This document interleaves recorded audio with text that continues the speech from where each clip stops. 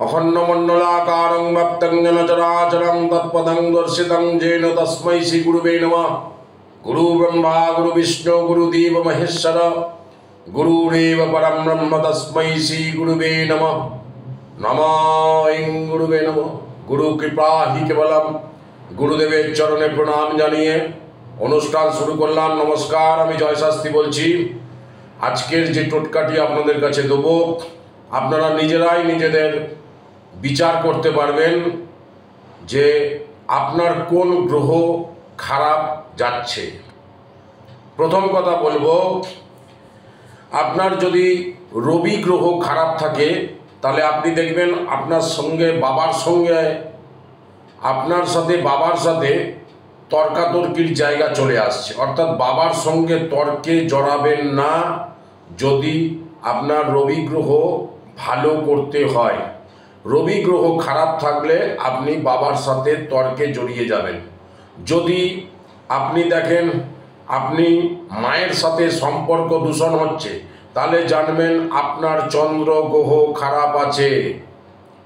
এরপরে বলবো, অকারণে যদি কোনো গণ্ডগোল অশান্তি ঝামেলা কোথাও জড়িয়ে যাচ্ছেন, তাহলে জানবেন আপনার মঙ্গল গ্রহ খারাপ আছে।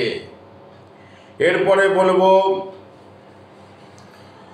যদি কোথাও জ্ঞান বা বক্তৃতা বা কোনো রকম অর্থ অকারণে বেরিয়ে যাচ্ছে, তাহলে জানবেন আপনার বৃহস্পতি গ্রহ খারাপ আছে। এরপরে বলবো, আপনার যদি লোভ লালসা বেশি পরিমাণে এসে যায়, তাহলে জানবেন আপনার শুক্র গ্রহ খারাপ আছে, সেই জন্য আপনার লোভ লালসা বেড়ে গেছে। এরপরে বলবো, যদি দেখেন শরীরের মধ্যে অলস ভাব প্রচুর পরিমাণে দেখা দিচ্ছে, কোনো কাজে ঠিকমতো মন লাগছে না এবং বাধা সৃষ্টি হচ্ছে, তাহলে জানবেন হওয়া কাজ আটকে যাচ্ছে। বুঝতে পারছেন? তাহলে বুঝবেন আপনার শনি গ্রহ খারাপ আছে।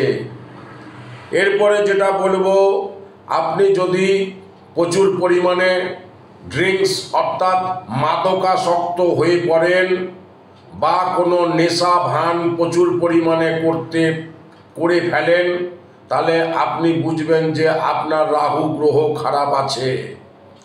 এর পরবর্তী ক্ষেত্রে বলবো যে আপনি কোনো ধর্মীয় অনুষ্ঠানে যেতে বাধাপ্রাপ্ত হচ্ছেন বা কোনো গুপ্ত শত্রুতার সম্মুখীন হচ্ছেন বা কোনো আপনার প্রচুর পরিমাণে শত্রু আপনার সর্বকাজে বাধা সৃষ্টি করছে, বুঝতে পারছেন?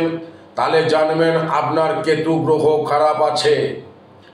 আজকের এই অনুষ্ঠানটি আপনারা দেখে ঠিকমতো ফলো করে যদি নিজের জীবনের নিজের গ্রহকে বিচার করতে পারেন, তাহলে জানবেন আপনি আপনার লক্ষ্যে পৌঁছতে পারবেন বলে এটা আমার বিশ্বাস। নমস্কার।